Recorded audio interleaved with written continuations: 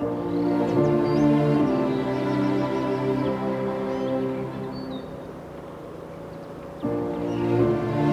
I was very young, we couldn't go on holiday in the mountains or to the sea, so we used to go in the vineyards. I learned from my father how to distinguish a Chardonnay from a Pinot Noir, and that sort of interesting lesson. How did we distinguish Côte de Beaune from Côte de Nuit? And even more important, when it came to Romanée-Conti wines, in which way were these wines great wines?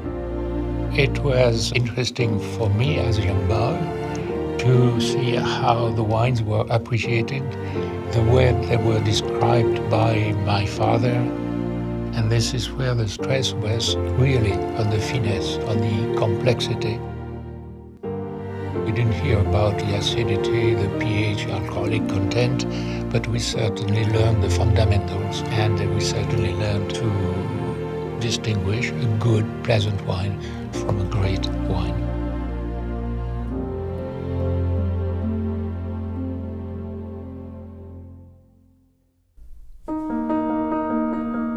We are fortunate to live in Beaune. It's an old city, very old indeed. The scenery out in the vineyard is just extraordinary. Started in 1880. My grandfather, as many people in those days, he used to sell Burgundy wines. Then my father, Maurice Drouhin, 1918, took over the business, and thanks to him, really, the company was oriented. The goal was to produce only the high-end wine. I always refer to Maurice Drouhin as my father. In fact, he's my uncle.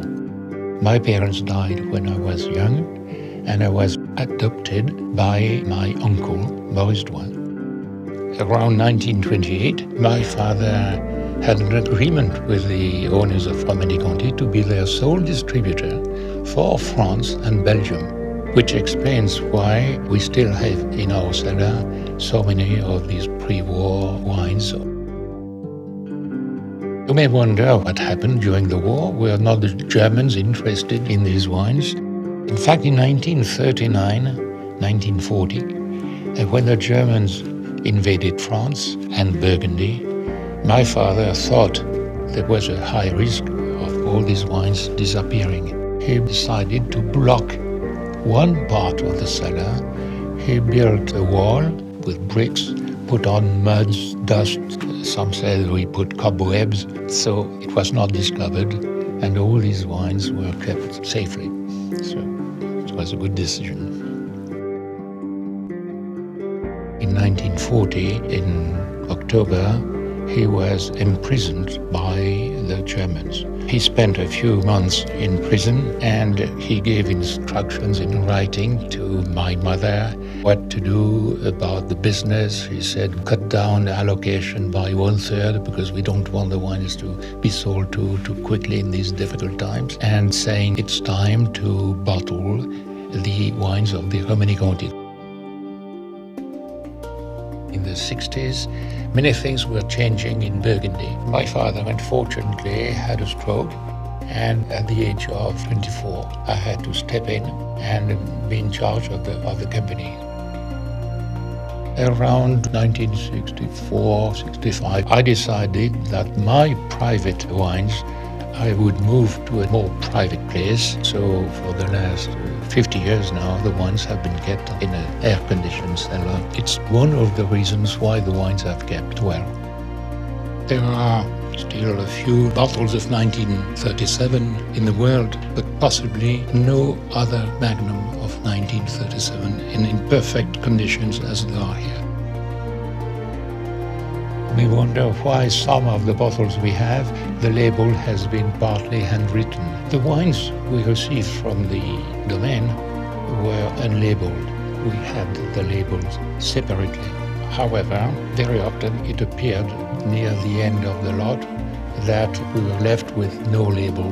They had been lost, some negligence, oversight. So all these bottles were then delivered to our private cellar for our own consumption. We knew of the origin of the wine because we were sure of the vintage, and we did not mind if the vintage was corrected on the label. Why did I decide to sell these wines? Well, I'm not young anymore. I thought I cannot possibly drink everything, although I have good friends, and we are privileged when we meet to open one of these great wines. But still, I thought, after all, we cannot keep them for years and years, so why not sell them? I think I'm very happy, very fortunate to drink these scarce wines. Scarcity adds somewhat to the pleasure of wine. And so I suppose that's why there is so much interest for these wines.